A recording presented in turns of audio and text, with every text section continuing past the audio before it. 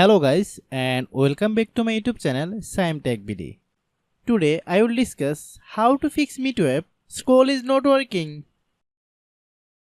I have a request, if you are newer to channel please subscribe and stay with us.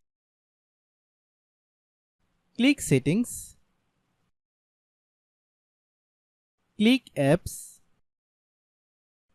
Click app management. Find MEETO app. Click MEETO app. Click storage use. Then click clear data. Click back. Then click about. Click storage. Then click clean up.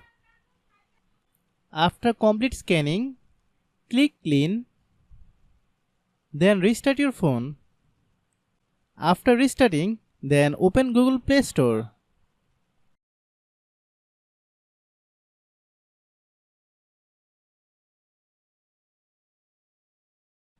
Click search bar, then type MEETO app.